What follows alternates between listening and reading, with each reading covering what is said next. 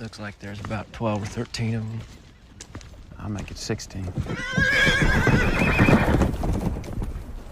Armando said the old man's got something like 400 Mustangs up on that mesa. Damn. You think you and me could break all 16 of them in 4 days?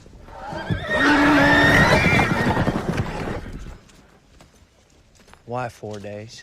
You think we could do it? You'd be about a war out, some buck, I'll tell you that. Yeah? Yeah. We'll have a look at him and go talk to Armando.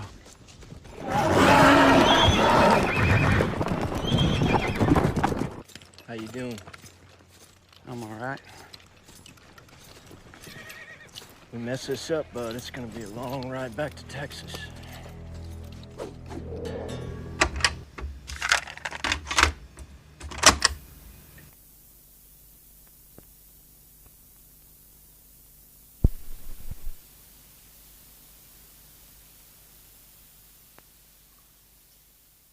Hello, all.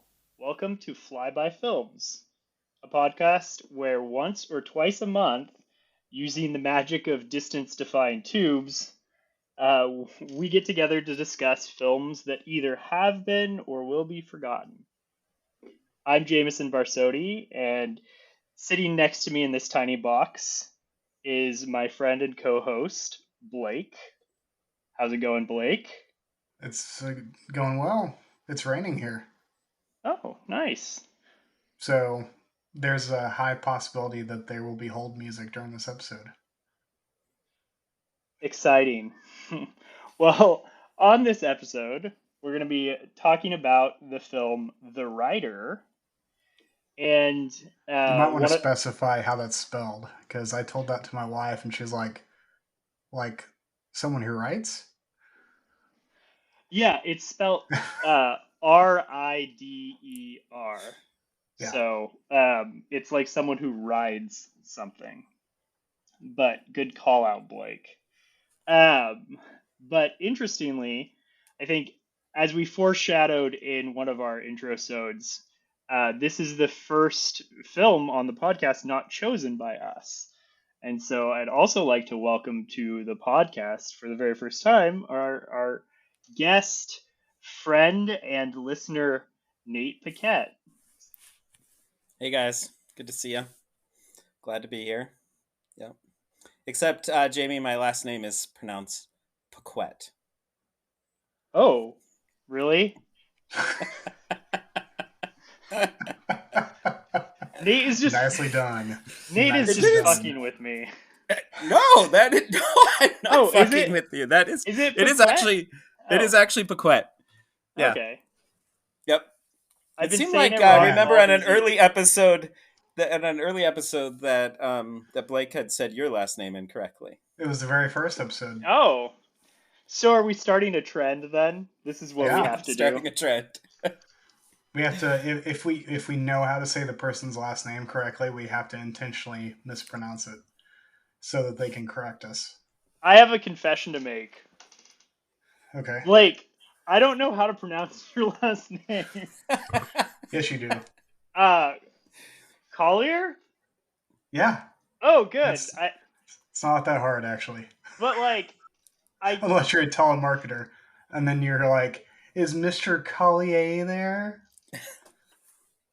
your last name, I guess because I mostly read it, Mhm. is it freaks me out to say because I'm like, oh, is it Call-yer, or all those things. Call-yer. Yeah. Well, I feel good about getting that off my chest. Well, you know what Call-yer means, right? No. It means coal miner. Oh. That's what they used to call coal miners back in the day, were colliers.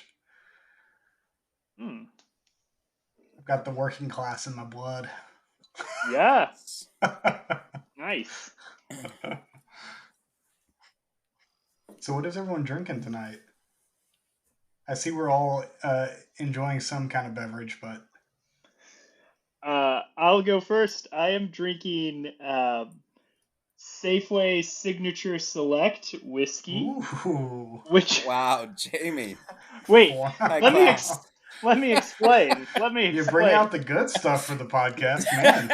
Yeah, bring out the good stuff. It was $14 whiskey, and it tastes like $20 whiskey. So I feel like I got It's a a deal. deal. There you go. I'm enjoying those $7 extra. Nice. Well, I'm drinking a $40 whiskey. Ooh. Nice. Does Which it taste one? like a $40 whiskey? Yeah, I mean it's Woodford Reserve. It's the classic. Okay. I love It's it. so good. Love And I've it. made a little old fashioned with it though. So a few Yeah. bitters, a little sugar, a cherry. Nice. So yeah, Woodford Reserve is good stuff, man. yeah, it's my go-to. Mm-hmm. It's kind of what I always have around. Well, I've got a local brewery here, Heirloom Rustic Ales. Their milk stout, Morning Devotion. Ooh, I love a milk stout. So that is what I'm drinking. I'm drinking the last one my wife got them for me this last weekend, and been sipping on them throughout the week. So figured I'd save the last one for this fine podcast experience. Nice. I feel special knowing that. Well, I'm just glad to know that you brought the good stuff. The $13 whiskey Oh yeah. to the proceedings. Yeah, I thought I would class it up, Yeah. Nate, Is it good whiskey? it is a good bargain whiskey. So if I didn't even know Safeway Select had a whiskey. I didn't either, and then I was in this section, and I was like, I can't justify buying an expensive whiskey right now. I'll just try this, and I was pleasantly surprised. It's decent. Yeah. I get like Trader Joe's whiskey sometimes. Mhm. Like it's like a $20 whiskey, and it's fine. It's pretty good. It's good for a mixer. Trader Joe's has some good alcohol. Actually, I wonder if we're just sharing our privilege here. Blake, can you get hard Shit. alcohol at Trader Joe's in Oklahoma? I have probably been inside of Trader Joe's here in Tulsa maybe twice. Okay. My wife usually goes, and I don't recall. Oklahoma's no longer like they don't do the whole like you can only sell 4% beer anymore. Mhm. That's been gone for about 4 or 5 years now. So yeah, if they can sell it, they probably are. I just don't Yeah. know. I remember So- when I was in Virginia, you could only get beer and wine at stores, and you had to buy hard alcohol from like government stores. So Mhm. I couldn't get alcohol from Trader Joe's, which was up to that point kind of my main go-to for different types of alcohols. But yeah, You know. but they have good deals. I actually have a gin that I got from a distillery in Texas that was like under $10, and it's pretty good. So Well, it's Texas. yeah, You got everything's that at cheap. Trader Joe's. Yes, in Chico, not in Virginia anymore. Not in Texas. Not in I mean, in a perfect world, we would get everything from the government. All right. Are we going in that direction? I don't want to go in that direction. I think that'll take us down a ways. I just want to draw the picture for the people listening to the podcast. After I said that, Jamison and Nate got very uncomfortable, and they both started drinking their drinks profusely, and it was went over well.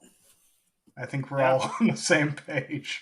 And there's a time and a place for that conversation, but Yeah, not now. I don't think this is it. Not now. Yeah, I think a podcast that asks the important questions like, "Have you seen this movie, bro?" is not the place for that conversation. Well, Okay, to be fair, I feel like you guys do talk about real things on this podcast. Yeah. Oh, yeah. Yeah. Not just have Yeah. you seen this movie, bro. Yeah. So, Although just saying. I do like to think of our podcast as mainly revolving around that question. So Yeah. yeah, It's a good question.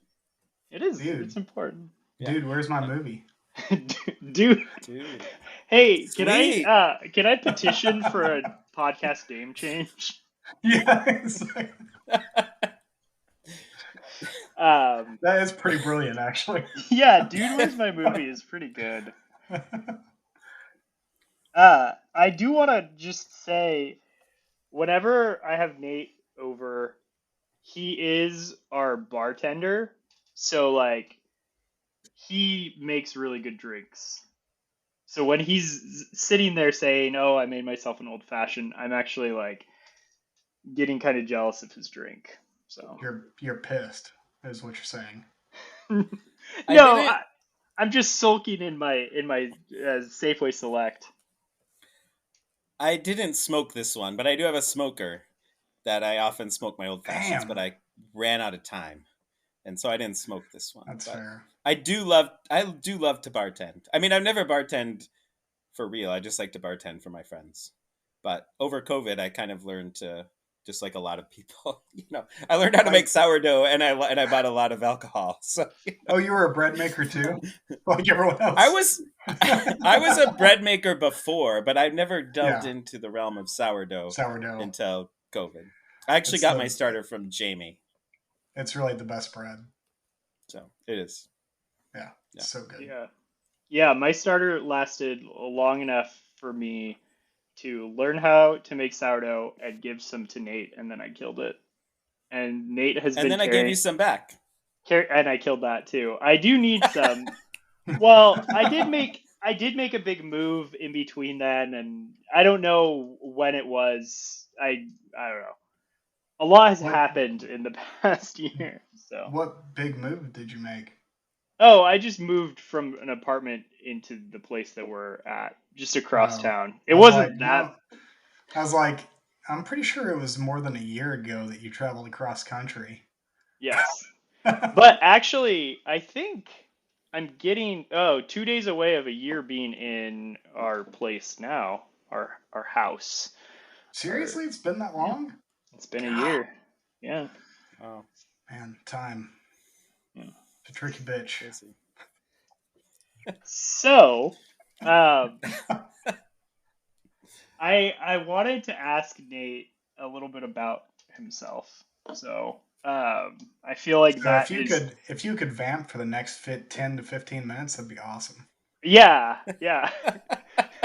So here, I don't know if I'm not that exciting. I don't know if I've got that much to say. No. I'd love to hear just a little bit about Nate, and I think the other listeners would also.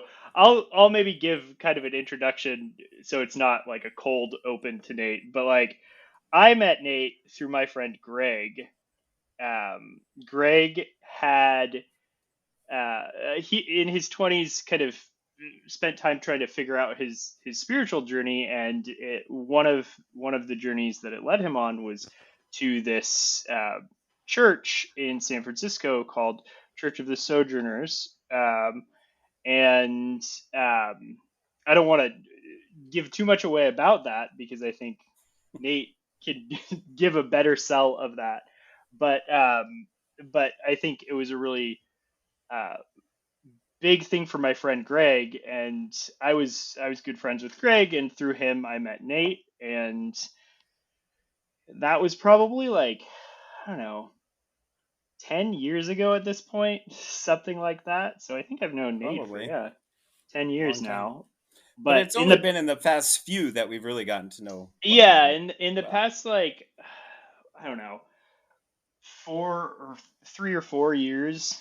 I think our friendship has really bloomed, and he comes up to Chico, which is about 3 hours away from San Francisco, and we read books in book clubs together and things like that. So Nate's a really cool guy, and we should feel pretty lucky that he wants to grace us with our time. So Considering So that's he's the only one who has listened to every episode of this podcast.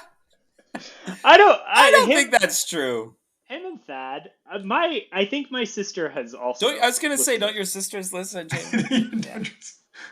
You know, family. My family doesn't listen to this shit. Does Kira listen? Do Kira either of your wives listen? Kira listens. My wife does not listen. No. Did she at least listen to the episode she was on? No. Also, yeah, I guess we did have 2 guests on before Nate, but they were on for 5 minutes, and that barely counts. And they're really, I mean, if you take a more theological approach, we're pretty much the same person. So, I mean, is it really a guest?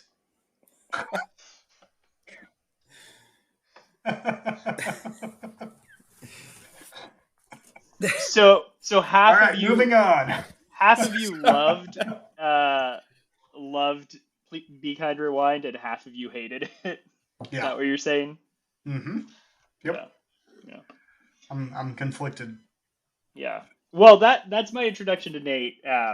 So Nate, tell us a bit about where you're at, what you do. Well, I live in San Francisco. I've been here in San Francisco for about 15 years, 15 and a half or something. I don't know. And I moved to San Francisco to join this little cult, called Church of the Sojourners. We're not actually a cult, but we get that question quite often, whether we're a cult or not. But we're this little church in the Mission District of San Francisco. We own 4 houses in the Mission, and we share money, we share life, we share all kinds of things. Calendar, we kind of do life together in this really deep way. We try to love one another, try to live simply in order to do what we feel like God's calling us to do. So that's kind of the brief thing about us. I don't know how much you want to know, but I was actually curious. How did you first hear about Sojourners? The internet. The internet? I was looking for an intentional Christian community and searched for them, and found. Did you actually type in intentional Christian community into Google? I did. Right. And then you put San Francisco at it, right? I did not. Oh, I would have. You were going anywhere. I was going. Well, I was going anywhere. Okay. I was going to do anything. See, the thing about Sojourners that drew me was they had like a year-long apprenticeship program, which was what Greg did, which is kind of like just a year to like try it out, see what life is like and give it a go for a year. And then after a year, you're free, of course, to move on and do whatever you want. But 15 and a half years later, I'm still there. So I found something that I really love. So, but yeah, I just searched intentional Christian community on the internet and found Sojourners. I'm from South Dakota. I would have never dreamt. I'd never been to San Francisco. I've never been to California until I visited for a long weekend just to check them out. And I was like, well, I can do it for a year and then we'll see. But yeah, California was not even on my radar, and boy, I'm glad I'm here. So. Okay, so this is the question that I'm sure everyone is thinking about. You're from South Dakota. How did you, a guy from South Dakota, come across even the concept of intentional Christian community? Well, that's a good question. I mean, I grew up Lutheran. I grew up a Christian, my whole life, and so it's always been deeply part of our family life, and just, kind of very, very much who I am. And I just started reading books, and I just started craving something more than just a Sunday morning experience. Or I was a youth pastor for a while, so I'd kind of done that gig, and so I had definitely thought about is it more than just a Sunday thing for me already, but just wanting something a little bit more holistic that took, to do with a group of people. And I'd actually, I'd read some books. I'd read this book called Irresistible Revolution by Shane Claiborne, Mm-hmm. which is kind of this big book that came out. You guys Yep. may have heard of it. um, and that kind of spurred some things in me and everything. And I'd actually talked to some friends about starting an intentional Christian community, and they were like, yeah, that sounds pretty fun. And then we would get together and talk about it, and they're like, yeah, that's not really for me. So I finally just kind of tried to move in with some people who were already doing it, and they had already been doing it for, like, I don't know, when I moved here they were already doing it for like 20 years or something. They were 25 Yeah. years, I don't know, something like that. So they had already been doing it a long time and kind of knew some things. So but it was my intention just to come for a year and kind of check it out. And I don't know, I went to school in Minneapolis, so I was planning on moving back there, but ended up really digging it here and ended up sticking around. So That was going to be my next question. Was the way you kind of described it about not ever in a million years imagining you'd end up in San Francisco. Like, I remember, now I'm from California, but like I'm from a rural part of California, and I remember the first time I kind of went to San Francisco without my parents or anything like that. I was like just overwhelmed. But you had spent some time in Minneapolis, as you said. yeah. Was San Francisco overwhelming to you at first, or was it like, oh, this is just kind of a place? Yeah, it wasn't that overwhelmed. I mean, I think growing up, I always kind of knew that I wanted to live in a big city, like Mm. leaving. And I come from Rapid City, South Dakota, which is Mm-hmm. the second largest city in South Dakota, which is about 65,000 people. So, Nice. Okay. so it's but it's still it's not a city by any means, but it's not by like It's it's a real rapid city city. standards. It's a rapid city, yeah. Rapid City. Real fast there. And and So quick you'll so miss it. yeah, exactly. And so actually it's probably bigger in space Yeah. probably than San Francisco. Oh, San I do Francisco's not doubt it. tiny. Yeah. Yeah. San Francisco is tiny, although it probably takes about the same amount of time to drive across Rapid City as it would. It probably takes more time to drive across San Francisco, just traffic wise. I also don't doubt that. Yeah. So, I've but I ride my spent. bike most places. But Yeah. so anyway, where were we? Before I don't visited remember what exactly we San were talking Francisco about. for the first time, Oh yeah, I only knew it. I only knew San Francisco from the movie Bullet, the classic car oh yeah, chase. With car Steve chase McQueen. scene. Yeah, That's the famous. only thing I knew about it. And then I actually went there and with a few of my friends, we were driving cross country to Sasquatch Music Festival in Seattle. And we got our car towed. Classic. So That's a great. I enjoyed my You time. haven't been to San Besides that, Francisco until you've gotten your car towed or gotten that's true. That's true. $100 So, tickets, parking tickets. So yeah. Yeah. Parking in Yeah. San Francisco is so confusing. But yeah, we have a garage, so we can park two of our cars in the garage. We share cars too, but we can park two of our cars in the garage. So that's That's awesome. nice. Yeah. So how do y'all deal with conflict? Like, is there like an I don't actual think set like practice, no. or is I don't there, think or you just we don't beat have. people? We try not to do either of those. We do try not to beat people. I think Not beat people, just be people and deal with conflict like people.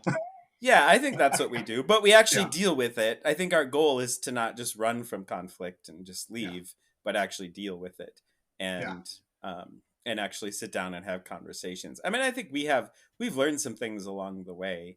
I think Mhm. we've learned to kind of reflect back what we hear people saying, and so we make sure that we're actually listening to what people are saying. But obviously, we have conflict. I mean, when you live together, I mean, you're going to have conflict, and when you're dealing with big ideas and things, you're going to have conflict. And so we definitely have it, but I Mhm.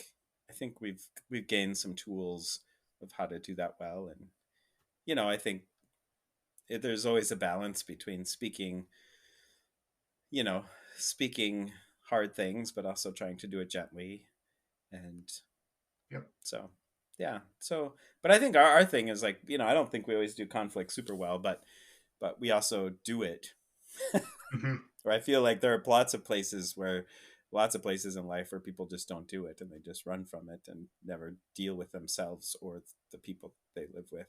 So a lot of it is conflict. Especially these days. Yeah, exactly. Yeah. And I'm 48 and a single person, and I love being single. And I think, I think in marriage and things, that's where people learn to grow up a little bit, Hmm. hopefully, Yep. and I think Sojourners has been that for me. It's helped me to grow up into some commitment and not to run and to kind of do what I need to do and do the work that I need to do to Hmm. actually be able to live with people, because I'm certainly not perfect, and so I've certainly had to do some work and went to therapy and have done what I've needed to do in order to be to live with people well and to do life with people well. So, but I wouldn't have had to do that work had I not probably, if I would have just chosen to live by myself, I probably would have never had to do that work. So Yeah. I'm happy to have done that work. Yeah, that's a cool point. Like thinking about it as a married person, you do have that other person to kind of practice conflicts Mm-hmm. with and all of those things. And yeah, you still like the ideal is that you learn those things with this person, but it takes work, just the Yeah. same. It takes going through the going through the stuff and Yeah. And then and you add kids into the equation, and it's a yeah. whole Yeah. new level. And I actually wanted to mention, so Sojourners, though, you have a diversity of ages too, right? Like Yeah. you've got kids to seniors. Yeah. I live with a family of four. And with two kids. One is a fifth grader, one is an eighth grader. And so one is, 11 and 14, I guess. And they're great and they help, I enjoy them thoroughly. And so it's really good to live with kids for sure. They keep the joy around, and it's fun to play the pots and pans during dishes, and I don't know, we just do a lot of fun things to I love living with the family I do. They're great, and it's really been great to have kids around. And I'm actually the godfather of another family who lives in a different house, but I'm the godfather of those kids. And I've known those. There's that kid is one of their kids. They have also a fifth grader, fourth, fifth grader, and an eighth grader as well. And I've known them since they were born. So Wow, that's awesome. I'm It's good. I'm I'm so excited for my kid to get to the fun stage. Because Your kid is not in the fun stage right now, Jamie. he's really boring right now. I'm just You say that, and then it actually happens, and you're like, I kind of miss the boring oh, stage. please go back to the boring stage where you just slept all the time. No, he's great, and he's actually getting more exciting every day. He's smiling and stuff like that. But yeah, he doesn't really do anything yet, which is perfectly fine. He's a baby. He has a good excuse. So um, yeah. You better start him performing here before too long. That's what that's what life is. Performance. Well, I don't really know how we're gonna get more podcast guests or podcast listeners if we don't grow them ourselves. So It's true. I need to at least get him to that stage of being able to Yeah. listen to podcasts. So And then it's the other point of making him listen to his own dad on a podcast, which is a whole nother level. I'm yeah, pretty sure your kid's gonna like watching movies, though. I mean, Yeah. yeah, I think it's part he'll of your have culture. to be a pretty big rebel to not want to watch movies with me. Yeah. But I think movies are pretty universal, and it probably will depend on you know if I can invite him into that world well. But even if I don't, like, I remember watching movies with my dad, and he wasn't good at all with inviting me in to like different worlds. Like, I actually like I didn't watch sports with him, and he was way into sports because that was like his own thing, and so he would record sports and wait until everyone was asleep and watch it just to him. And he wasn't great with movies either, but he would share them with us. But we would watch them, and he would pause every 5 minutes and talk about how awesome everything was. And it's like, Dad, Oh wow. let's just watch the movie. Wow. But I Cool. still have good memories of watching movies with my dad, despite the fact that he was a terrible movie watcher. So That is, yeah. Yeah, my dad was the exact opposite. He would just watch movies. He would just turn them on. Damn the consequences. I've probably mentioned that I watched plenty of movies I shouldn't have watched when I was younger. I mean, I don't know how old you are, Blake, but I grew up in a time where like movies. I mean, we just like we had to rent a VHS player. Yeah, We rented a VHS player yeah. and then rented VHSs, and came home and spent an hour trying to figure out how to hook up our VHS player.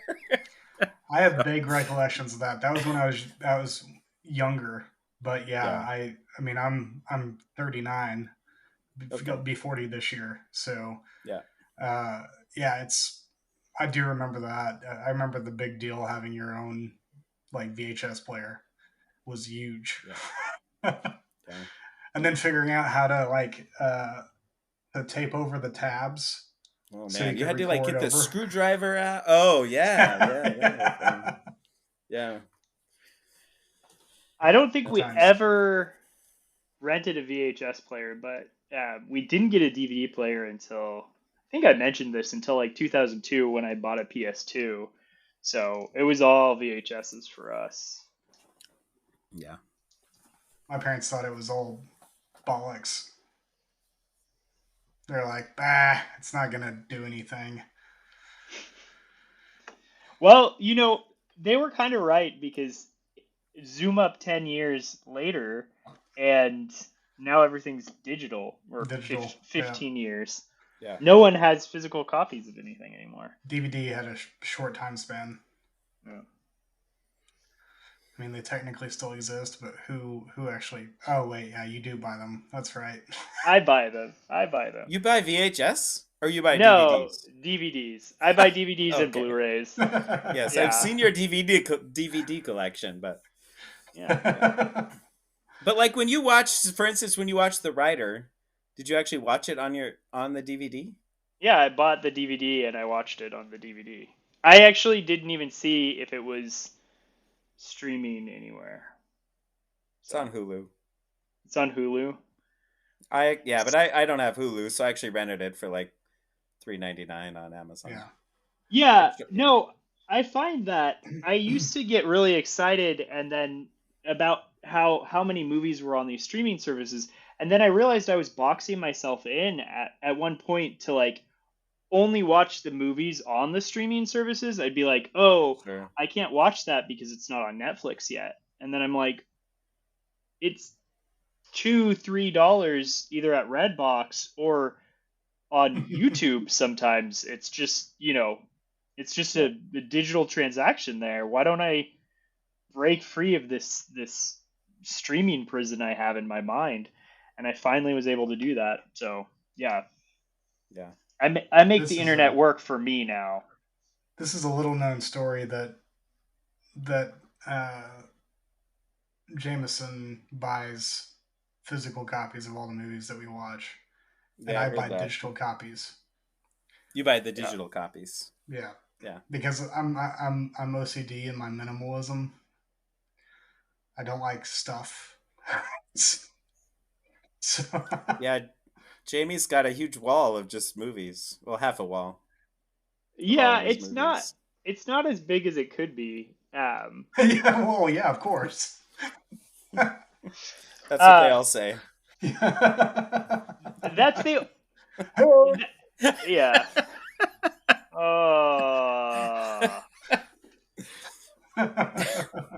I'm gonna take a drink. Mhm. Yeah. Cheers. You earned that drink, Nate. Thank you. Yeah. So I did want to point out that earlier tonight I did text Jamison. I was like,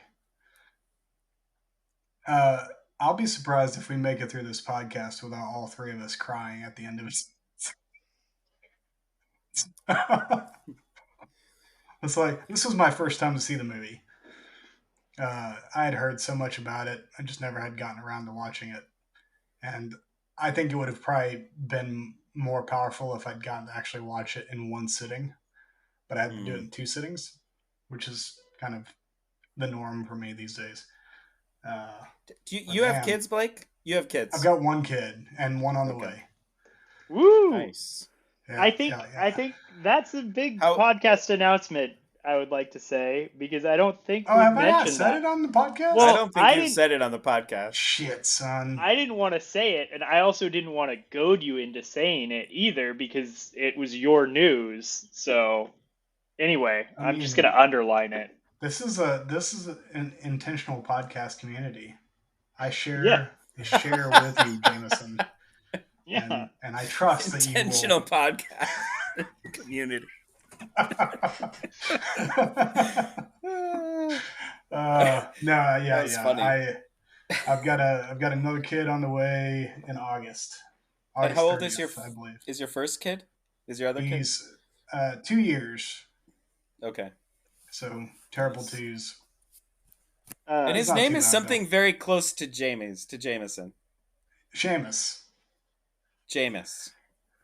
Yeah, Seamus. Seamus Yeah. with Seamus. Seamus, as in Seamus Heaney, the poet. Oh. Okay. Seamus and Hazel are very close, not in age, but in birth date. That's true. Hazel's birthday is November 28th, and Seamus's is December 1st. Yep. Yeah.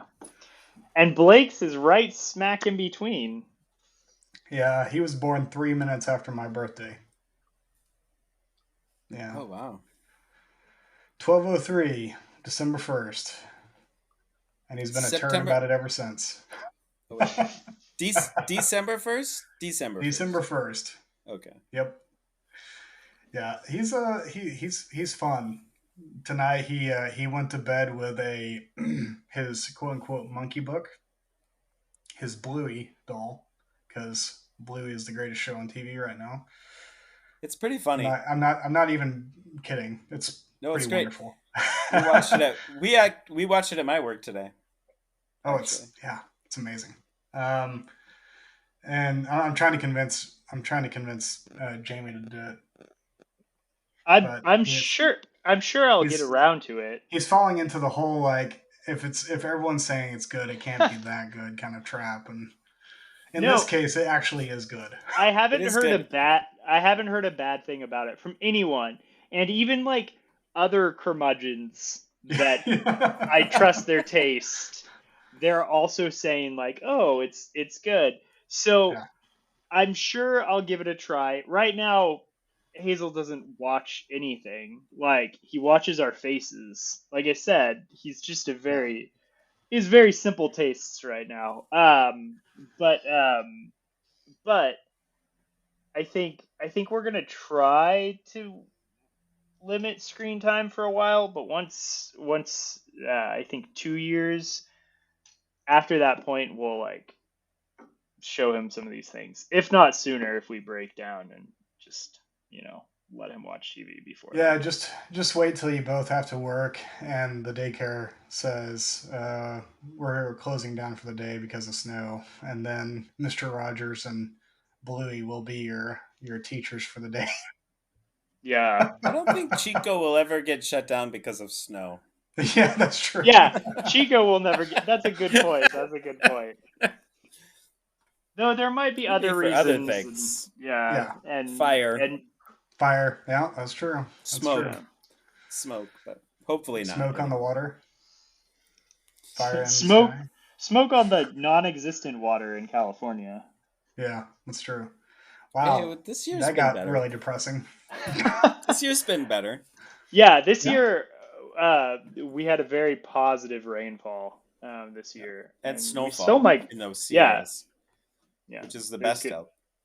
good snowpack right now. yep. Yeah. Um, yeah, but this isn't an ecological podcast. This is a No. movie I mean, it podcast. can be if we wanted to. Yeah, yeah. Depends on We the can talk movie. about whatever we want. Yeah.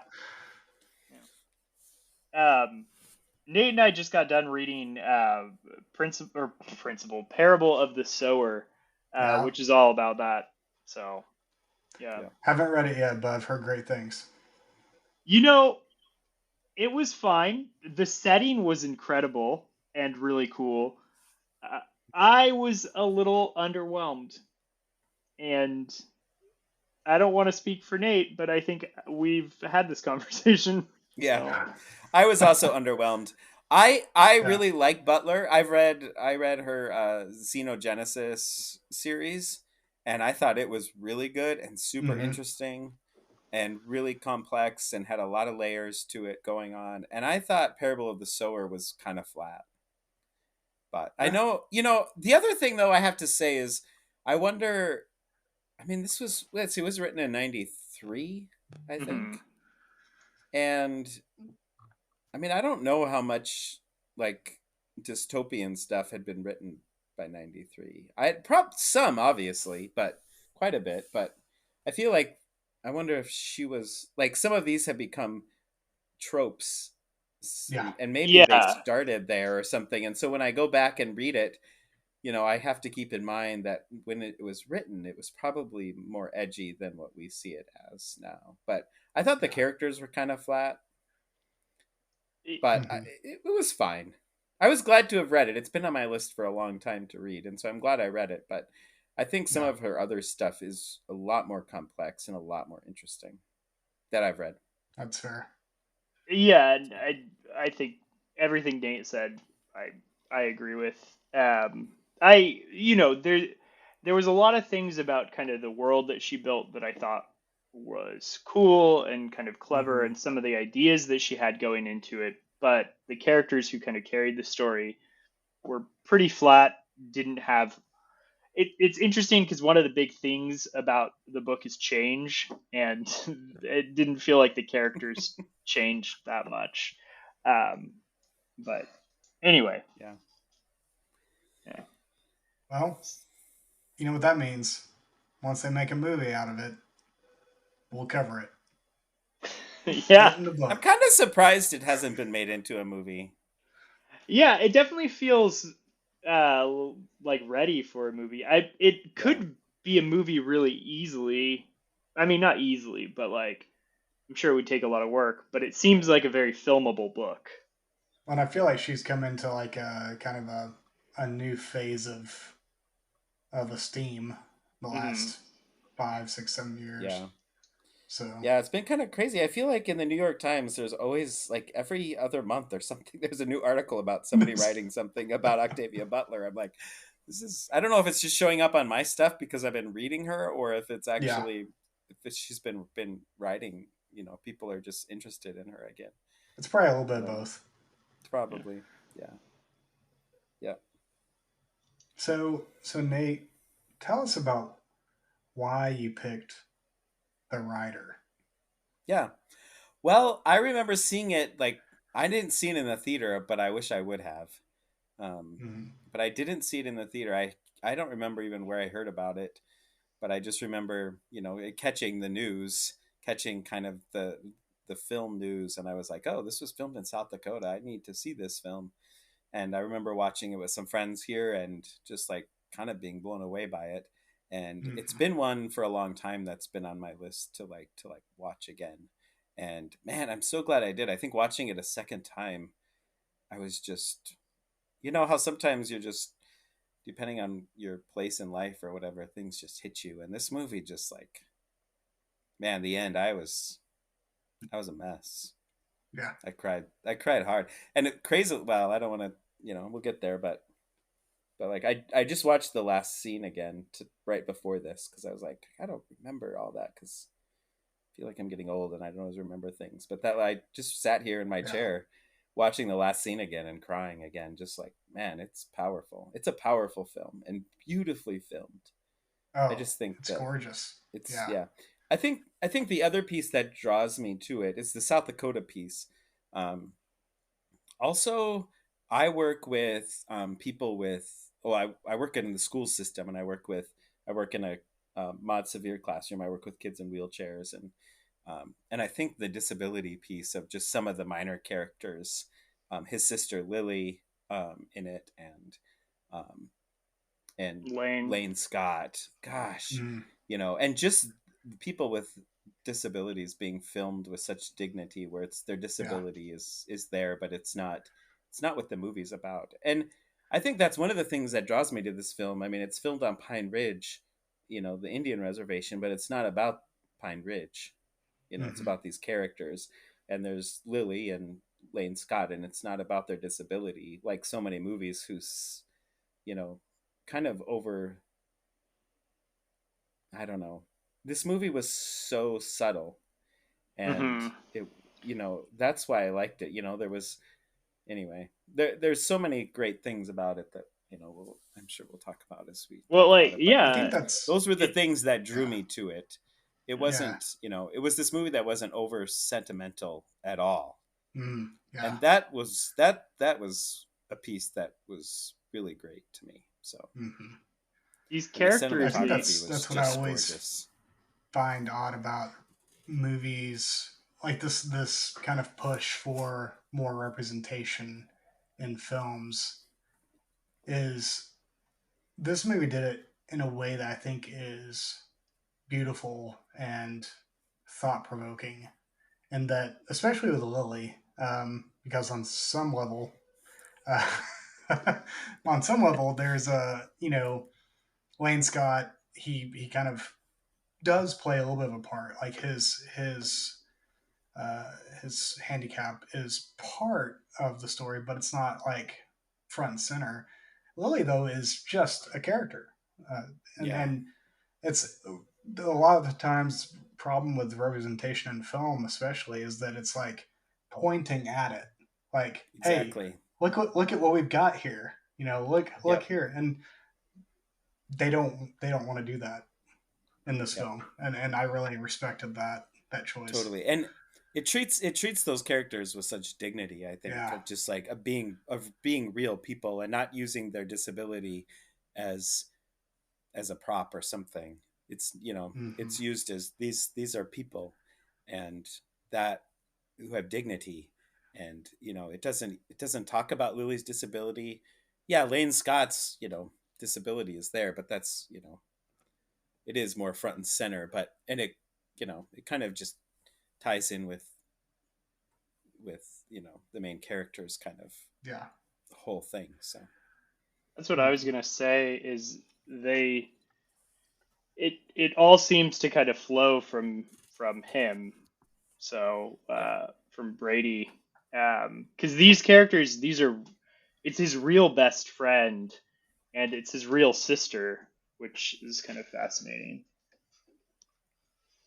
yeah. I remember watching it for the first time and not really knowing that piece. I just watched it, and then I did research afterwards, and I was like, "Holy shit, that's his dad. That's Yeah, his Yeah. sister. That's his best friend." And those guys around the campfire. That campfire scene is Yeah. something else. And Yeah. those were his friends. Those are his friends. And Yeah. so it's just like this really beautiful way of filming a film. And I he was mean, it's actually just getting the tattoo while they were acting. yeah, yeah, exactly. Yeah, he was getting a tattoo on film. Yeah. Yeah. Yeah, that's crazy.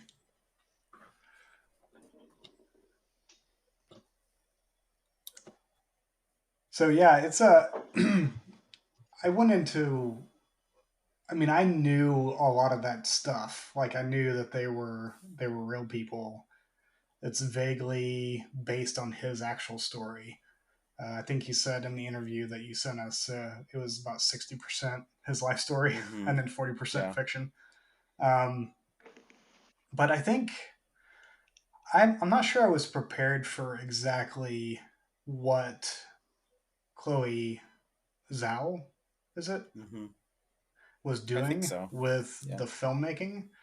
Um, the flawlessness of, or the seamlessness of how she kind of combined the documentary and fictional elements, it was kind of just mind-blowing, how she was able to pull that off. And not only that, but get these I was trying to explain this to my wife last night because she still hasn't seen it, and I was like, no, so it's like real people, but they're acting their actual life story and and all this. So it's like some of the dialogue is stiff because guess what? Mm-hmm.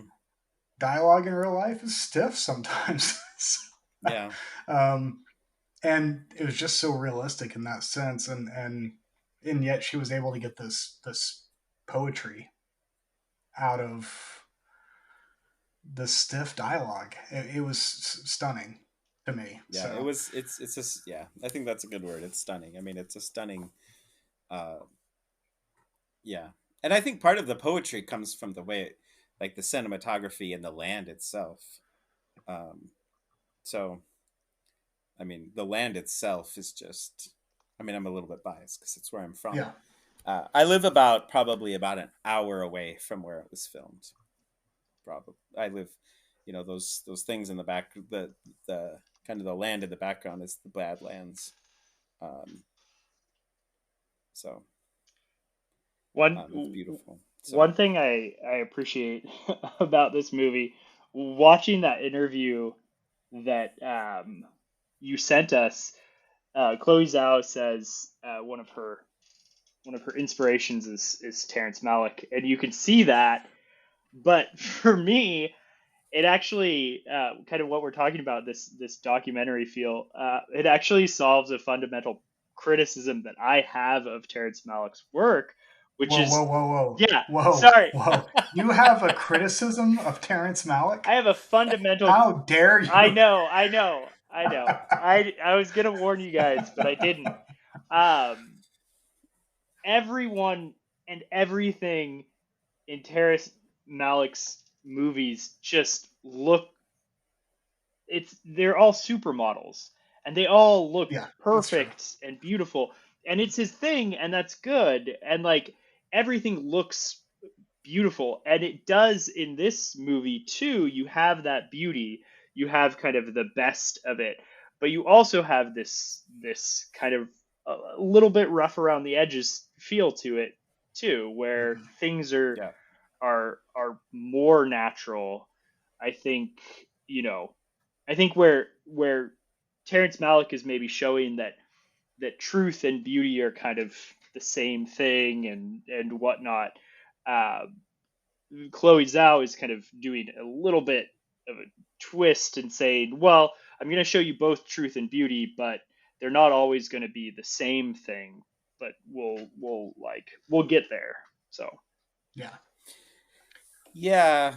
I hadn't thought of the Terrence Malick, like I hadn't thought about that as I was watching it, or as I've watched any of her film. Well, I've only seen, I guess, two of them. I've seen this and Nomadland.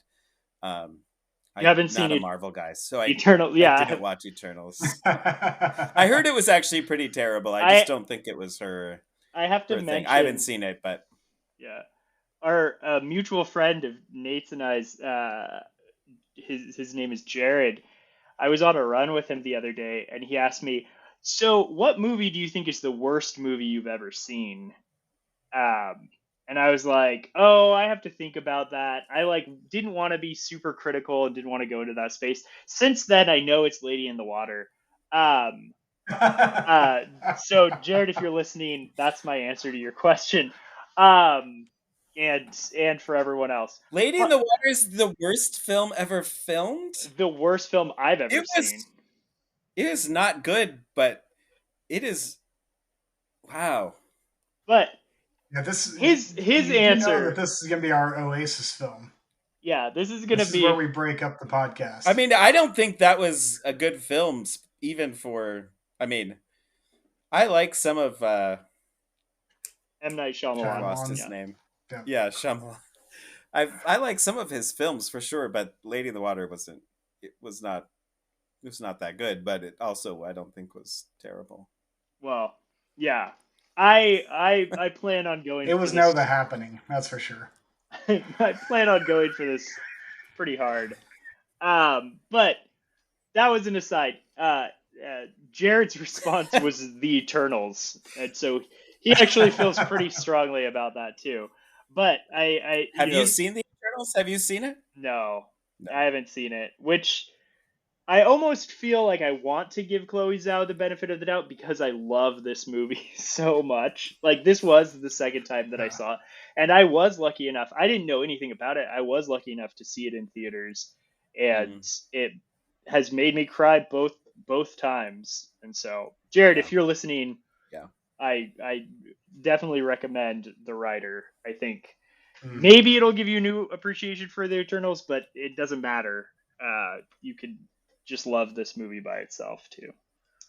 But I I think the most important distinction between Zhao and Malick, though, is that she doesn't have a character walking through wheat as their hand is sweeping across the wheat heads. Are you sure that didn't happen? Not all Terrence Malick.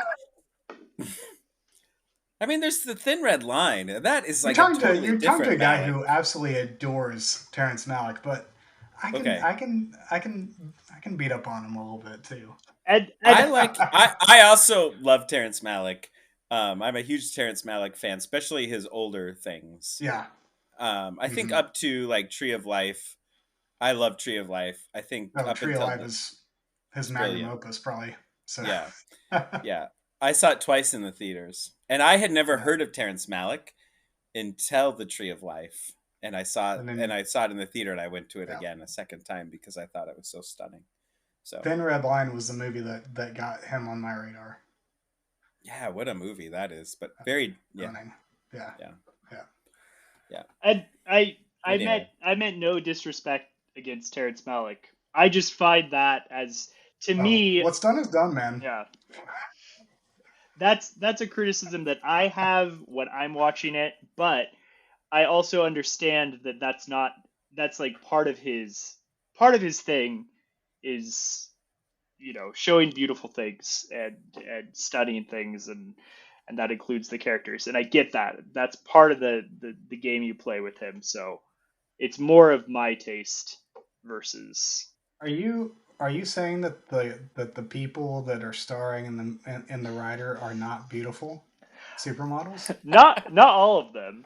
I think actually it is interesting because I think Chloe Zhao mentions that that when she saw Brady, she was like, "Oh, I have the next Heath Ledger."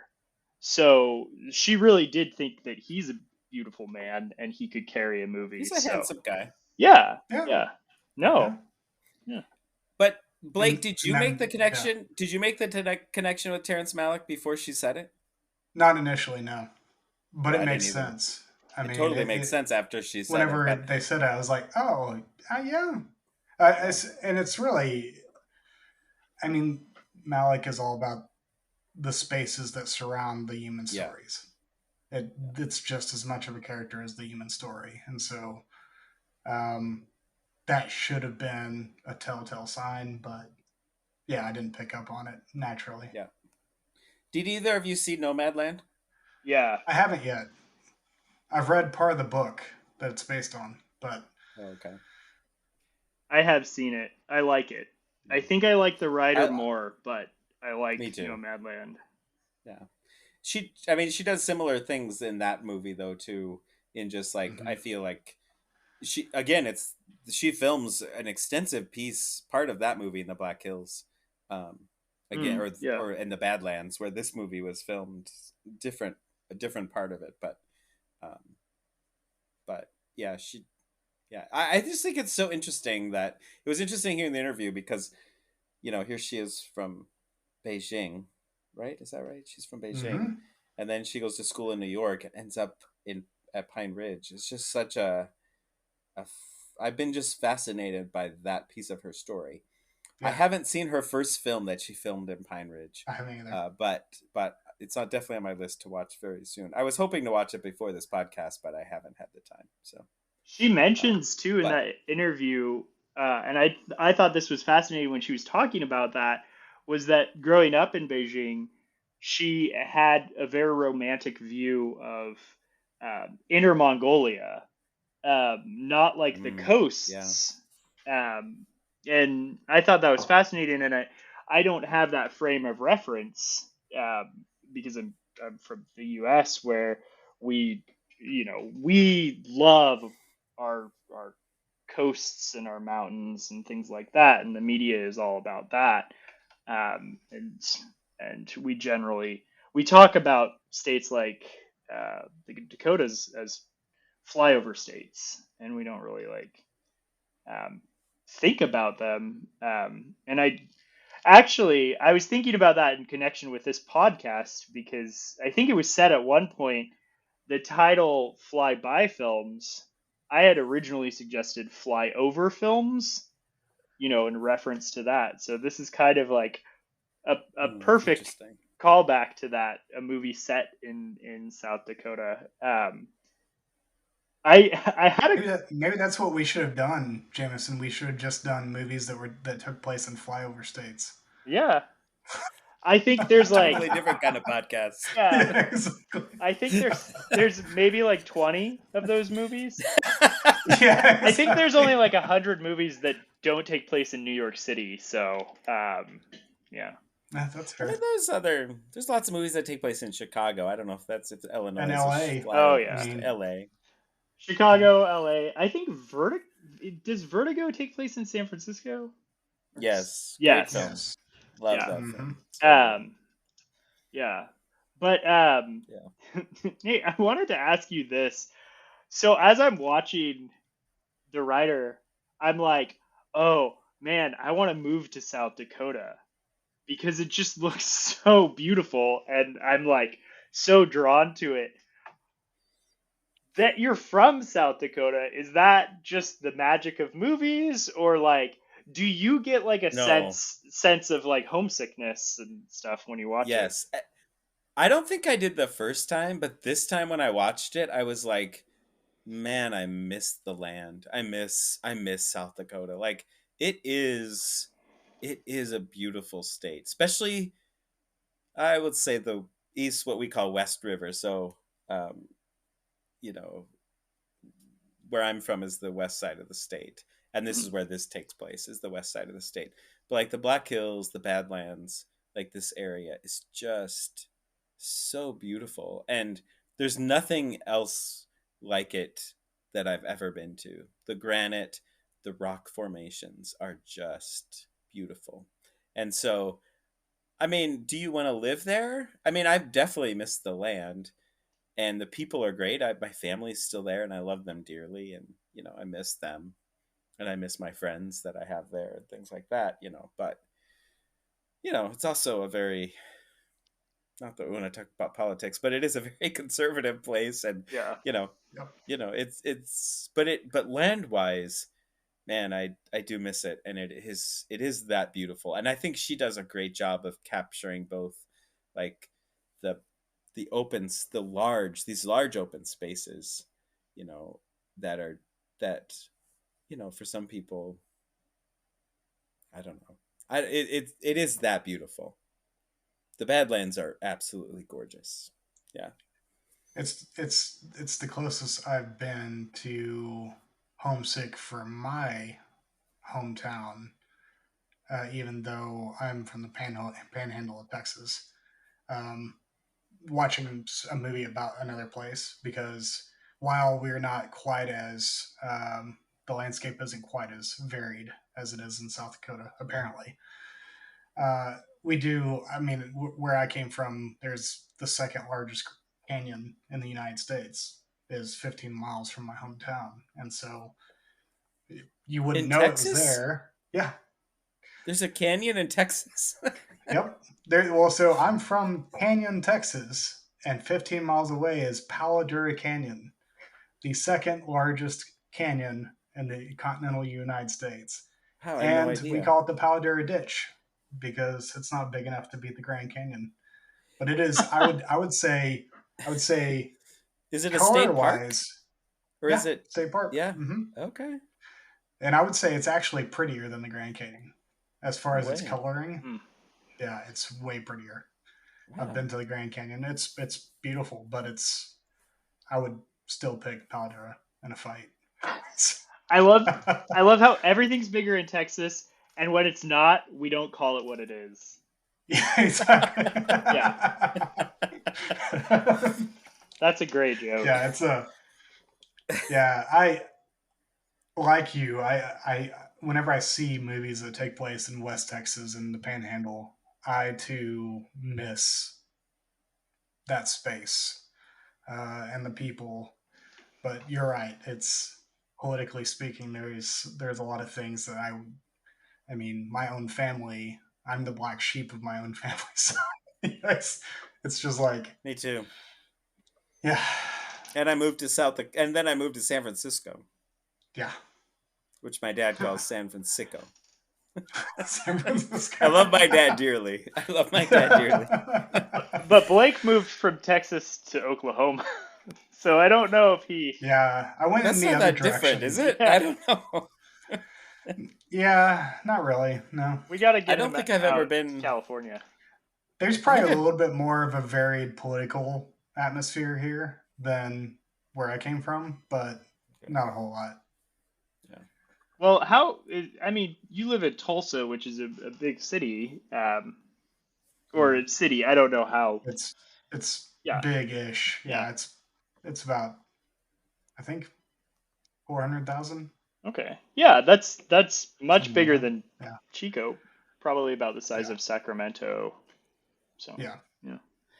But funny enough, Tulsa feels more liberal, but on the voting record alone, Oklahoma City is the more liberal of the two. Mm, So interesting. Yeah. Um. There's. I put another Terrence Malick connection. He had a movie called Badlands. So, and we were talking about the It Badlands. was his first film, wasn't it? Or Was was it? Days of Heaven his first film? I think of Days of I Heaven don't as his remember. first film, but I might be getting it mixed up. I think it's first and Yeah. second, whatever Yeah, order I it don't is. remember exactly. But yeah, If only we had a cultural encyclopedia to check this up against at our fingertips. actually, that sounds horrible. Talking about the internet, I don't want to look it up. I'd rather live my life just believing certain facts to be true and and Not in ever the big knowing scheme that of they things, doesn't matter. I think it's Badlands was his first film, I think. And Days of Thunder, or Days of Thunder, that's a whole different film. Days of Heaven was Isn't Days of Thunder Tom Cruise? I and think Nicole it's a Kidman? terrible Tom Cruise like NASCAR movie. Race Yeah, car. he's a Race racing car. race car driver. Days of Heaven was a second film, but I could be wrong. I'm pretty Yeah. sure that's the case, though. Yeah. Well, in any case, I actually haven't seen Badlands. I've seen Days of Heaven. So I thought Days of I think- Heaven was a better film than Badlands. I think I'm actually the opposite. I think I've seen Badlands, but not Days of Heaven. So Yeah. I'm glad we talked about Terrence Malick. That was fun time. I knew we were going to, and there's no getting around it after that interview. Yeah. But What- I am a huge fan. Yeah. One other thing I thought that was interesting about that interview that I tried to look up after was at the end she talks about a movie that she's going to make next.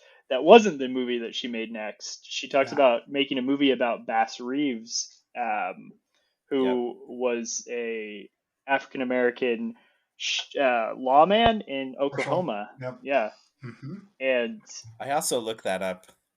I would. Someone else made a movie about it. It was low budget. I saw it at the local indie theater here because I think it was a local director, and it was not good.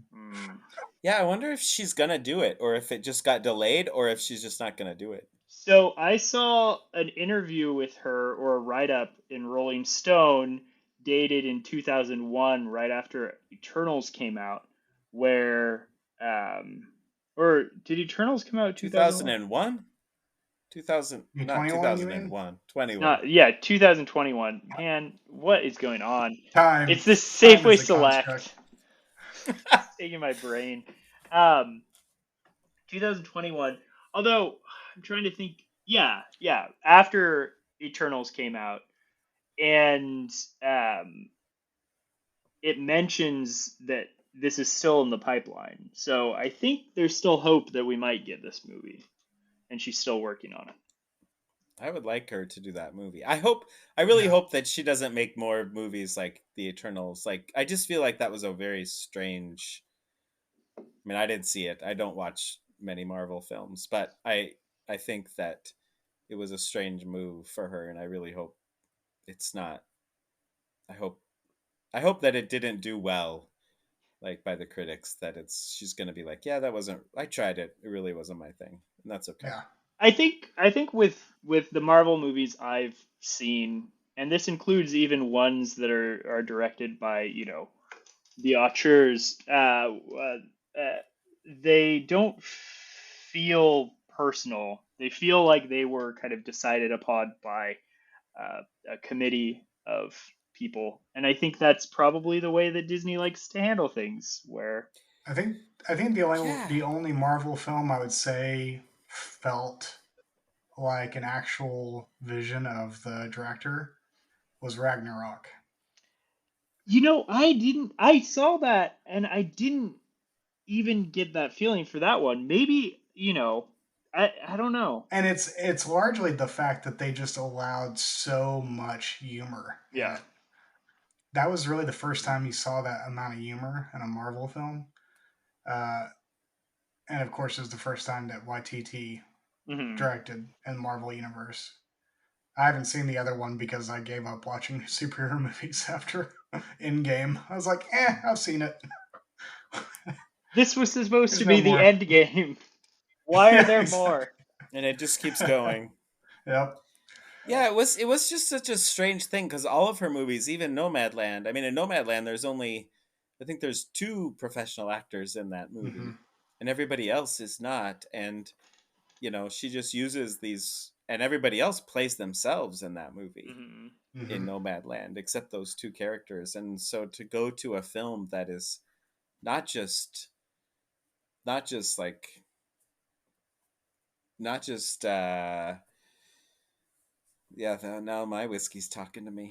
Not just like it's not just like a Hollywood film, but it's a Marvel film. Yeah. Yeah, It's just such a strange move for her. I was surprised when I heard that she had said yes to that and did it. It was very odd to me.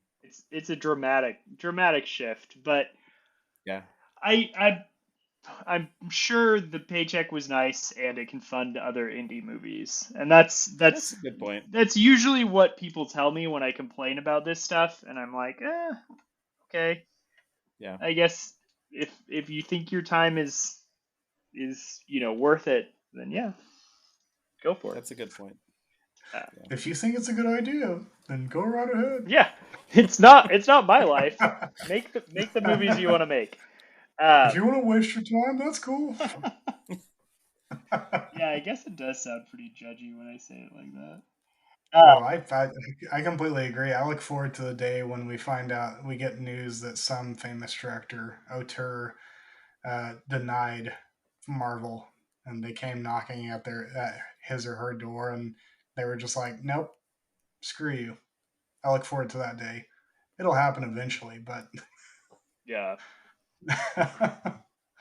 I wanted to bring up too one thing that was striking, like more striking this time, this second viewing of the movie was I felt like the portrayal of Christianity in this movie was really interesting.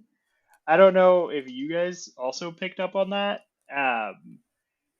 In I think the first scene where it's uh, kind of plays out a little bit is when he and his friends are like kind of drinking. They're they're sharing, actually. They're having an interesting community moment too, where they're sharing their fears and stuff. And one of them's like, hey, let's all pray for Lane, and uh, and it Hmm. Yeah, I then kind mean, of plays out a little bit like yeah, a I think it's youth a group bit. prayer to me, I and think you have to then also but remember where it's also taking place. Like with it is taking an place on the Pine added Ridge, so spin it of is it is a I mean, form it of almost Christianity feels for like sure. they're using Um, some Native but it is a American very, spirituality to it, you and know, I he wasn't was speaking actually Lakota sure if and praying in it Lakota, and so was there is oh, spirituality you there, and guys I think there is froze. Christianity there for I don't know if sure. you're there anymore. Um, but I'm gonna I think it is wrapped up in in also the Lakota uh, kind of spirituality for sure, which is very deep there. Hmm. But I think When I also, but I think also the very interesting thing about that is it was this very, I mean, in some ways it's this very like masculine film, you know, in so many ways. And you see all these guys like sitting around the fire and talking about all the ways in which they were hurt in the rodeo and all these things, and kind of like sharing these things. And then they're like, I mean, it was kind of this interesting break of this very masculine film, um, or a different way of being masculine or something, to kind of Yeah. to have this moment of prayer. I mean, that moment is beautiful, and it does show up. Like, man, that scene where he says goodbye to Gus, the horse, Mm, yeah. is yeah. and he prays for the horse at that point too. You know, he's like he's like you know, he says this little prayer for Gus, Is it and it is was it striking. Apollo or Gus? No, it was It was Gus. Gus. It was Gus when he says goodbye to Gus. Yeah. Um, he says a little prayer for Gus, and Yeah. because he's, you know, his dad sold Gus, so it was kind of his Yeah. ongoing. But it is wrapped, I think, up in not only Christianity but in Lakota spirituality Yeah. that I think we that I think is there very deeply there among the people of Pine Ridge and the people of the Lakota. So. Well, and the one thing I noted, and not so much with the prayer at the campfire, but the clips that were made. I remember towards the end, Brady um,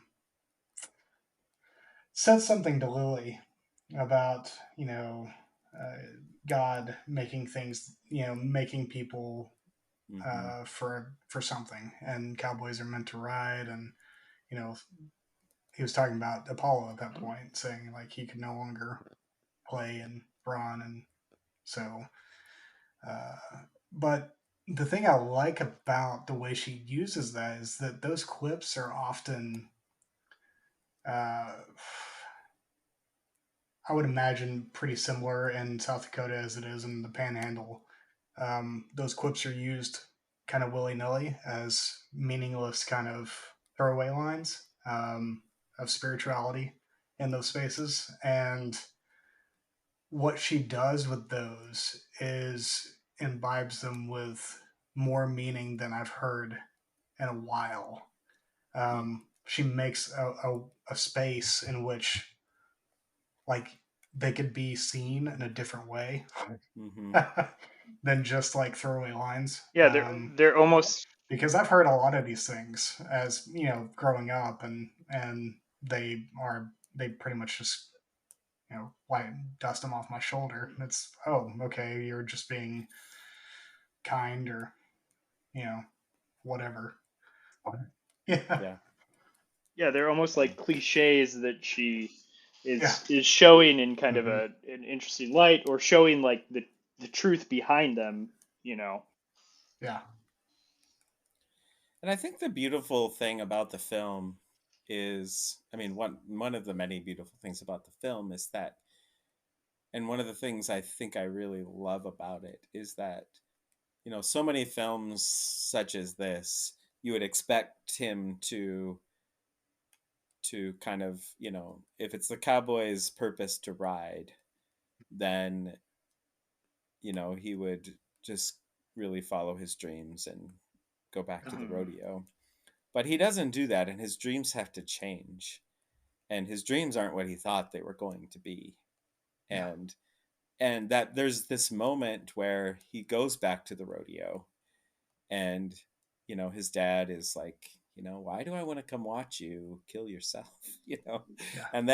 and then he goes to the rodeo, and he's about to get on the bronco to ride again, and he looks over, and his dad and his sister are there, and he just Hmm. has this moment of like,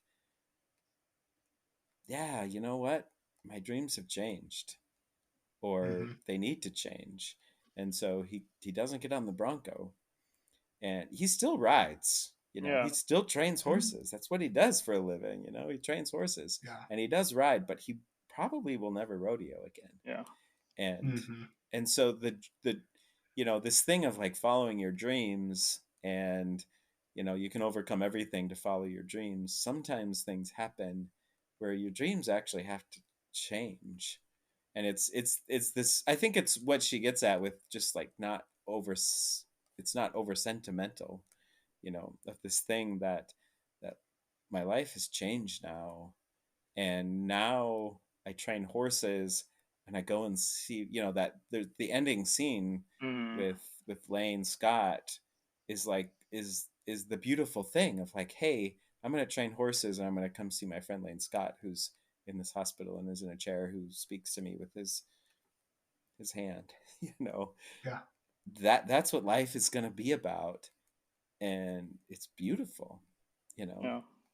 and here's Lane Scott sitting in his chair, who he can't walk, and he's speaking with sign language with one hand, and he says, follow, don't give up on your dreams.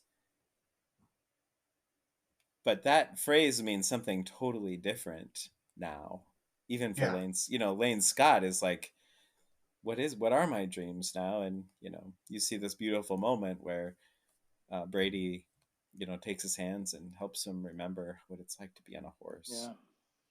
It's really beautiful. It's a really beautiful thing of like this radical, um, um, acceptance of what is now, Hmm. in a way that says, I don't wish anymore. I'm sad about the loss of my dreams, but I'm actually living into this radical acceptance of what is, and I'm going to do what's in front of me, and not just Hmm. be sad about what I don't have anymore, but live into the radical acceptance of what is. It's a really powerful. It's really, those scenes with Lane Scott are just unbelievably shot and unbelievable, just really beautiful. Yeah. And knowing that those guys were friends since they were like two, Yeah. Yeah. Exactly. it's, like, this is a long, like, best friends since they were two. Like, this is a long friendship. Yeah. I think I Yeah. was Really, reading. really beautiful. I think I was reading like all of those scenes were filmed in one day too, because Oh, they okay. went to visit Lane Scott, and I think he was in Omaha at the time, and so they went to visit him. But apparently, so he was a rodeo um, star, and there was going to be like a documentary made about him, and he got in a car accident. So that was his accident in Yeah. real life, and the documentary crew pulled out. Which I remember, Oh, like wow. I think I read somewhere where Zhao was like, "That's unfortunate because this is where the story almost starts for her." Was Yeah. this? Um, I think you mentioned it, the way you kind of described, follow your dreams, and how this movie kind of twists that. It almost feels like an an un-American film, even though it's like deeply American because it's about the Hmm. these Yeah. people in the Americas, but like we're so like that's so embedded in our culture is follow your dreams, and like you said, most movies would end like the everyone else has to realize that this one person gets to follow their dreams, Hmm. instead of changing it. And I think it's really interesting too how you kind of mentioned the movie has a lot of like manliness, what it is to be a man and stuff, and I get that as a man watching this, I get kind of convicted of that. And it's funny how a lot of times being a man gets pitted against taking care of the community around you as like options that you Yeah. choose. And I don't know, I think that's just kind of wild how that those always seem to be opposed, but I don't know why. I don't know why that is in our culture, but Yeah, I don't either, but it's I think that's right on. I mean, I think that's 100% of like what's going on in this film is like, he still, he cares for his sister. yeah, He goes and sees Lane Scott. I think, in that interview he says he goes to see him once a month, which probably means, some travel to get to where Lane Scott is, and yeah, this commitment to this long friendship that he's had since he's 2. And it is interesting, like if this wouldn't have, if he wouldn't have had this injury, which I'm not all about, like, I don't think that, I want to be very careful here. I don't think that I don't I don't think that his injury was God's intention or anything like that. Yeah. Like, Yeah. I think that's garbage. I think that's garbage theology, and I think that's garbage everything. But I think there is like this thing of like, if, he has a he and Lane Scott have a very different connection now because of both of their having to give up what they thought was going to be their life, and it's so different now. yeah, And so Yeah. they've got a very different connection, and a very deep connection, plus just knowing each other for so many years, growing up together. So yeah, yeah, I think that's right, Jamie. And I think you talked about it as just like caring for the community around you is anti-masculine, and this kind of brings that piece out of like, that's so important. yeah. Yeah, actually, like Yeah. having you suggested to me to watch again, that really stood out to me, and I was like thinking about you. I was thinking about how like you made your decision and your life about community with sojourners, and like reminding like how you already kind of mentioned, how he cares for his sisters with with disability, and his friend Lane Scott and stuff like that. And I Hmm. thought about you and like your job and just the vocation that you do. So anyway, it just clarified these things. I don't mean to like put you on the spot about any of them, but like yeah, it helped clarify Yeah, I it. mean, I think it's why I connect. I think it is why I connect with this film so deeply. Yeah.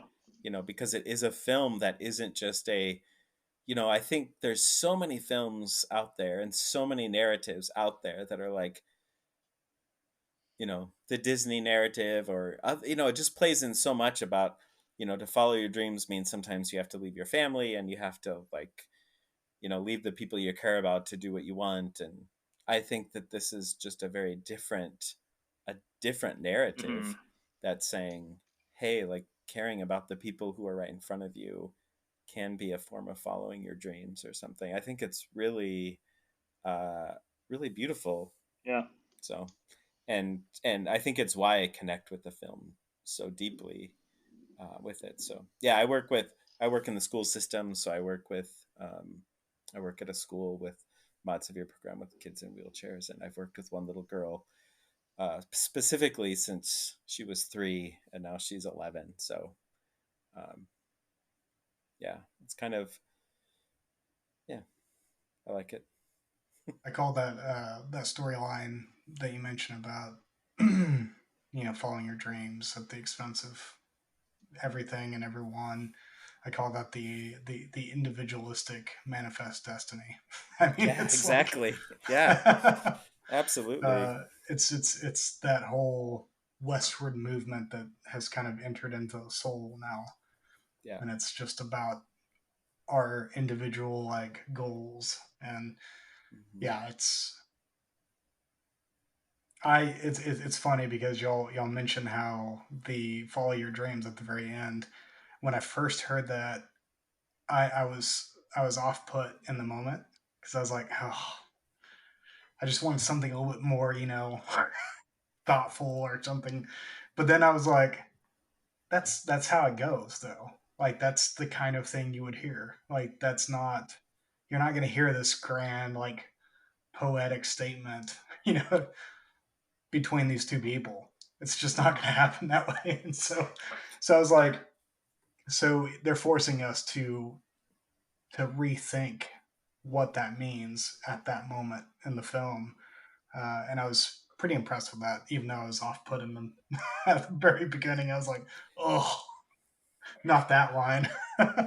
Yeah, it is. It is a little bit off-putting, a little bit cheesy, maybe in the moment. But as I watched it again right before we recorded or when we started talking again, I feel like there's this facial expression that Brady has when Lane Scott kind of does it, and it's not like it's like Brady's thinking about it, and immediately he gets down and like you know, takes Lane Scott's hands and Mm-hmm. helps him imagine being on the horse again.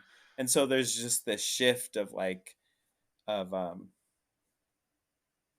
there's a shift in even in that moment for Yeah, Brady, I think of like, oh, this is what my life now is, and I need to accept, and I'm accepting what my new dream is.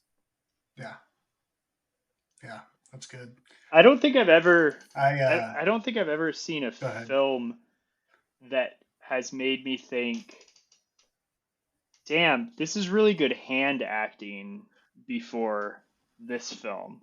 Like I was like I was struck by that. I was like, oh, we usually focus on faces or like the whole body and stuff like that, but Hmm. she really focuses on hands. And I think the characters like pull off. Like I'm like, oh yeah, you really are struggling with like you're having a seizure. Like I believe it, I buy it. Yeah, Yeah. So anyway, that was an aside, but like also like the moments with the hands with like Lane Scott and stuff like that. So yeah. yeah. So one of the things that I was thinking about that hit me pretty hard, and it was surrounding the Lane Scott and Brady moments in the film, and this is really prior to the final scene, is when he's still trying to struggle with giving up that dream, of rodeoing and whatnot. But in my mind, I was thinking, and this is partially the context in which I'm currently living in, is being faced with your potential future. Um, Whenever he goes to visit Lane after the accident, he's seeing this is something that could happen. Like this is possibly my future if I keep going with this. Not necessarily, but it's a possibility. I think Hmm. I was thinking about how I do that with my own father, knowing he has Alzheimer's, Mm-hmm. and kind of looking at him and being like, "This is this is potentially my future." I don't have the choice necessarily that Brady does in the matter. It's a little bit more dicey genetically than, than his choices are, um, but there's this element of like facing Yeah. yourself in that moment and what Yeah. could become. And it was really powerful. I think that's what hit me the most leading up to that final scene. Is that in that final scene he embraces, like, he he quits, and so more than likely he won't end up like Lane, but he's embracing who Lane is. He's detaching and saying, he's both embracing and detaching. It's weird. Like he's saying, I'm going to be with you, even though I'm pulling back and saying, I don't need to risk that part of myself. It was had some complicated feelings Yeah. watching the movie. So, Yeah. Yeah. that's Yeah. that's probably what brought me the closest to the tears throughout the Interesting. film, Yeah. was just the noticing that relationship between the two of them. Um, And also, his relationship with his dad was pretty. So that, yeah, I mean, that was another whole thing that I kind of wanted to talk about, I think, was his relationship Uh-huh. with his dad. Because at the beginning of the film, I think this was also really cool, is at the beginning of the film, it's kind of tropey in a little bit of Yeah. like, you have this dad who's an alcoholic and he's just going to be this bad guy. And then, and he kind of says some shitty things, and he's just Mm-hmm. like, oh, you shouldn't have done what you did and it's all your fault, and just kind of like your traditional kind of trope of an alcoholic dad. Mm-hmm. But about halfway through the film, he buys Apollo. He buys this other horse, or make sure he gets Apollo. And there's just this like change of like, oh, there's more to his dad and more to this relationship than just it's a much more deeper and a much more complicated relationship than just an alcoholic dad. Which at the beginning of the Mm-hmm. movie, I was, you're kind of like, oh, okay, this is, like I said, it's kind of a trope, but it Yeah. ends up being something that is much more complex of a relationship than that, where you see his dad. Yeah, he's got some faults for sure, but he cares deeply for his son. And I Mm-hmm. think, I wonder like how much he's like having to um, kind of he's having to adjust to the way his the newness of his son, and who he is, and um you know um but it shows for sure how much he does care for him. And even at the end where he's like, why do I want to go and watch you kill yourself, like, could be seen as just kind of this kind of jerk dad of like, you're not allowing your son to follow his dreams or something. But it ends up being this really powerful moment when he actually goes to watch Hmm. him, and then Brady sees him and his sister there, and is like, oh yeah, I'm not gonna do this because I have people in my life who need me and I need them, and so I'm not gonna do this thing, Oh. and I'm gonna do something different. The relationship with his dad I found to be really pretty complex, and much about halfway through the film I'm like, okay, this is better than a than just an alcoholic dad. Yeah, I 100% agree with that. I think that scene where his dad shows up at the rodeo, and then also um, the scene where he like can't bring himself to kill Apollo, and who does he call? He Ugh, calls his dad, and his dad is there, yeah. and there's not like, I feel like in lesser movies you'll get like kind of a quip about like, what, you weren't manly enough to do this. Yeah. Yeah, like you couldn't do it. You didn't have it in you. But he doesn't do that. He like understands. You could also see in that scene that he's not just like kind of a barbaric owner of horses too. That the dad, like, oh, he did learn all of these things from his dad. Like, they are horse people in that they care about these Mm-hmm. animals, and they all have a deep connection. So I think you see that in that scene too. And yeah, that just kind of shows that he's a deeper person than just an alcoholic, and kind of putting it in light of like, Brady might, maybe their tension at the time too is coming from the fact that like the dad has already kind of had to move to that stage where my dreams are my community, are my daughter, my son, and and taking care of them. And in some senses Brady might be like rebelling against that and saying like, I don't want to be, I'm not ready to be that yet. And that's the journey the movie goes on Hmm. too. So Yeah. yeah. Yeah. Do you think that the dad, because there's a scene right before he goes to a rodeo where they get into that little bit of a spat And Brady is saying like, whatever happened to that shit that used to tell me like, you know, put some dirt on it, Yeah. be tough as nails, all this stuff. I'm just thinking to myself like, this is where the whole like them actually being father and son. I'm thinking to myself, even if I was the father acting as a father in that space, I would still have a hard time hearing those things being said to me by my actual son, even if it was Yeah. because it's Yeah. still about his life. Like it's still vaguely Yeah. about like that relationship, and so I'm just like I almost kind of like cringe whenever I hear that because that's like reliving trauma. Yeah. Yeah. It stings to a factor of 60%. Yeah, exactly. Yeah, he But stings to a it factor of still 60%. That's stings. right. Yeah. Yeah.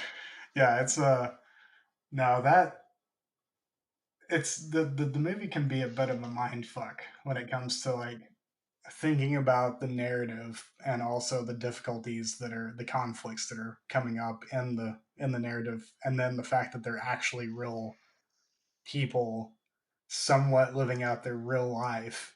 And I'm just like, oh. Yeah.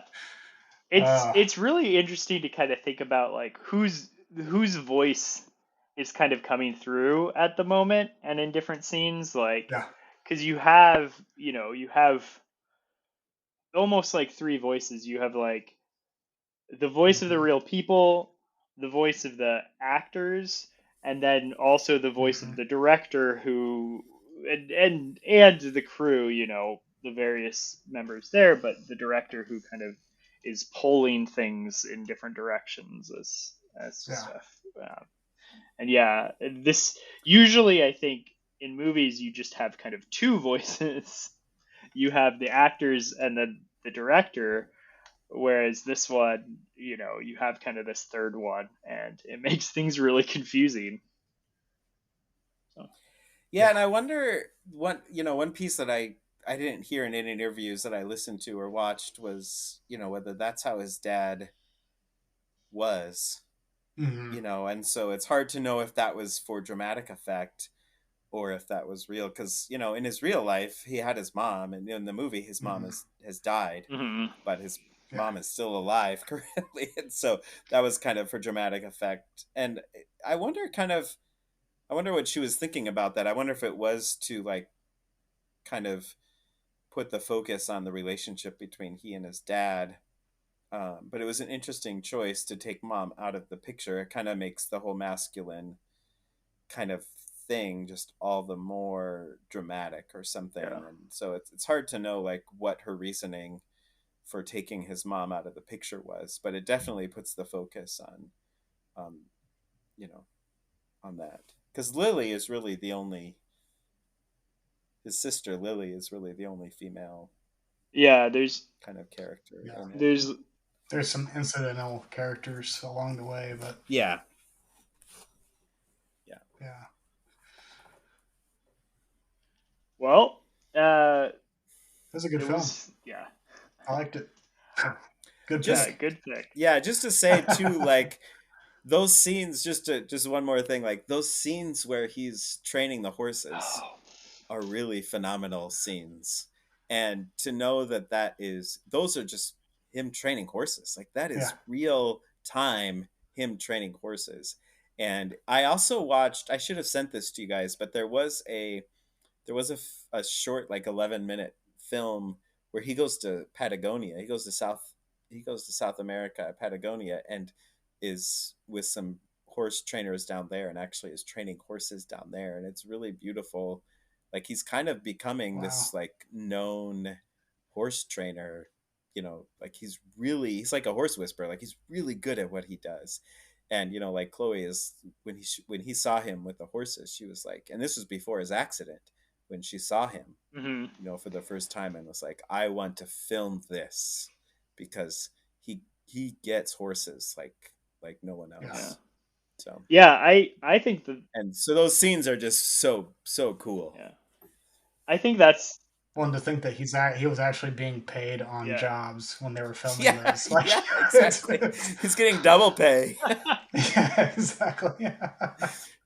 Yeah. I mean, rack it up, Brady. I think they call Yeah. that hustle culture.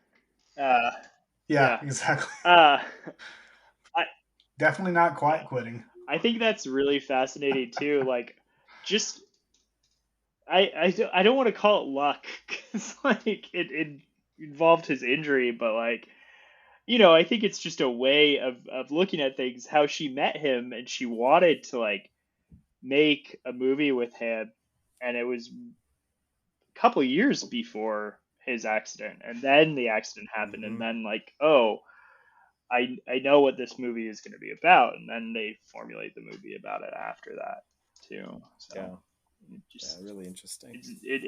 interesting, just the place and time they were in, and I think just gives gives proof to how talented a filmmaker Zhao must be to just be able to go in and listen to people's stories and see people and then figure out cool stories to tell from that. So, Yeah.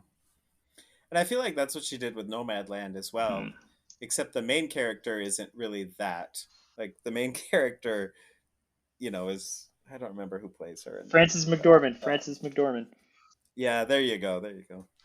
Um, and anyway, but all the side characters in that film are those characters, Hmm. So, and not that, I think Frances McDormand is is playing a real person, but it's not the real person playing her. Where all the other side characters are actually them. I know I'm getting her name.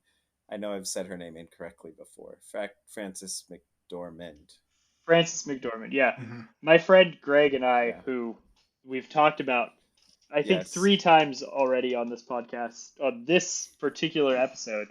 Um, we forgot her name one day and we couldn't remember it, and then it Which I forgot. popped into our minds like at some later point in the day, and we just kept shouting at each other, Frances McDormand, Frances McDormand. So every time we have to say Frances McDormand's name, we always say it multiple times, which is why I said it multiple times just now. So Nice. yeah. Nice. Good. Really, Jamison, you didn't have to come up with that backstory, that fake backstory to explain why you had to say it so many Yeah. times. It's Well, fine. that backstory was 40% real, 60% made up. Yeah, there you Yeah, go. there you go. Just quick, Uh, have either of one of you, speaking of just like giving up your dreams and Yes. like this radical Yes. acceptance, have any of you seen the movie The Sound of Metal? Yeah. I have not. Okay. Yeah, it's another one that I feel like there's 2 or 3 years there where I had a ongoing list of movies I needed to see, and I never got around to seeing any Yeah. of them. And Sound of Metal was one of them. I thought that was a great film Yeah. on a lot of I'll have to levels. It was check a it out. really good film. I recommend it. Just another film about this radical acceptance of a new way of being, and really, really well made film. I liked it. Do I you don't know happen what to you see thought, The Way Jamie. Back with Ben Affleck? I thought It's a that little was more okay. mainstream version of it. I didn't. The, I I don't think don't. I've seen it. I saw it. I didn't You're think like, it was that good, but I don't remember it that well, yeah, which is probably just one of those things. It's a war film, isn't yeah, it? The that's Way fair. Back. No. That's The Way Back. Or something No. like that. No, The Way Back is the one Wait, about there's the Way Back and the Way No. Back. yeah. There's The like way back. the long, and then there's like the long way back, and then like there's like 3 or 4 different movies with similar Oh, I names. guess I Now, probably this is haven't seen the about film you're talking this about. is Ben Affleck is the one. He's an alcoholic who gets a job as a Catholic basketball coach I haven't at a seen that. Catholic private school, and it basically has a similar ending of like accepting a new understanding of self. Like, Yeah, yeah. Just the way back is actually a coming of age movie about a uh, kid they have a Volvo, and he sits in the back of the Volvo, and that's the way, way back. So See, there's another one because I know which one you're talking about. There's a Nate. war film, right? It's a Called war The Way film. Back? It's a war-ish film. I think it's like it takes place during a conflict, but I'm not sure the actual focus is on the war. What is the name of that film? Anyway, it doesn't matter. We must know. Google, give me the answer. I know. I was gonna look, but then I remembered our conversation earlier where we said, sometimes it's just not. It's just good not to look and just kind of let the mystery be. let the mystery change. And now, Right. now it's gonna. All of those movies are either the way back or the way, way back. Now, they can take that. And then the long way back. The Long Way Back. Oh. I don't know. Anyway. Any last thoughts on the movie or anything? That's definitely one I'm going to return to. And I'm hoping to actually watch it in one sitting next time. Yeah. So I can feel all the feels. Let me know if you're able to get Melissa to watch it. I'd love to hear what she thought about it. Man, she's hard to read sometimes as to what because I've had times when I thought this movie is going to be perfect. This is going to be like excellent, like Melissa film watching, and she would come away from it just absolutely despising it. So I somewhat just gave up. I mean, I don't know anything, but it seems like the reason why she didn't like Rewind, Be Kind, Rewind was that it was over sentimental at the end, right? She hated the end, right? Where this is very anti-sentimental. But that's the problem, is that she doesn't like that either. Okay. What does she likes like? An ending. She likes an ending. No, she wants a nice wrapped up. So the way she explains her movie choices is that she either wants the ending to be wrapped up in a nice, neat bow, or she wants to watch a film where she feels like she has to ingest her own liver. So we're talking like movies like Hotel Rwanda, where she feels the obligation to watch these films because they're about big, important, hard topics. So, no, that's not really this film. No. I think that's why there's too much ambiguity in the end. Mm-hmm. You guys, I made her watch Nope, which I absolutely adore, and she came away from the movie and she's like, "So they're still poor and the ranch is still gonna." And I was like, I haven't actually seen it yet, so. Well, don't worry. It didn't ruin anything. No, I'm sure not. Yeah, that's a weird takeaway from. Yeah, I was like, but they're closer as a brother and sister? That's kind of the point. Yeah. She was not pleased. She was like, yeah, I can't believe you made me watch that. So yeah, I've just given up. Makes me want to watch it. I haven't watched it yet, so I'll have to watch it. I like it. I know Jamison was a little less in love with it when he first watched it, but I think it grew on me. Yeah, it grew on him a little bit. So it was something that stuck with me. Yeah. All right. Well, Nate, it was a pleasure having you on the podcast. Yeah, it was great to be here. Yeah. It was fun to talk with you guys. So I hope Thank you for being our only listener. It was. I loved it. Yeah, it was great fun. Thanks for watching my movie. Yeah. Yeah. Not my movie. My movie choice. Yeah. I was a little nervous because Jamie said that Blake had said to give you guys my worst. Oh. Well, yeah. Do your worst. Yeah. Do your worst. Oh, that's what it was. I was like, No. I always tell people that because I'm not afraid of watching, that one movie that you always love that everyone else hates. Everyone's got one of those. Yes. I mean, yeah. So I would have been fine if you'd picked one of those too. Yeah. But this podcast, we watch anything. So Yeah. this was a great pick, and I know. Your Halloween your Halloween choices prove that. I'll say I did listen to those podcasts. I didn't. The only October movie I watched was the We're All Going to the World's Fair. okay. I didn't watch the other ones. That's probably a good choice. Yeah, I think you honest. made the right choice. That's our recommended guide. What you just did. So yeah. Yeah. Yeah, we're hoping to pick maybe some slightly better selections this year for the Halloween. Or not. I don't know. Jamison's not so sure. Yeah. I like the filth. Still a few months away. Yeah, quite a few. All right. Yeah. They're definitely forgettable. That's for sure. Yes, they are All right. movies that have been forgotten for sure. All right. Well, we'll see you on the other side, Nate. Peace. Peace.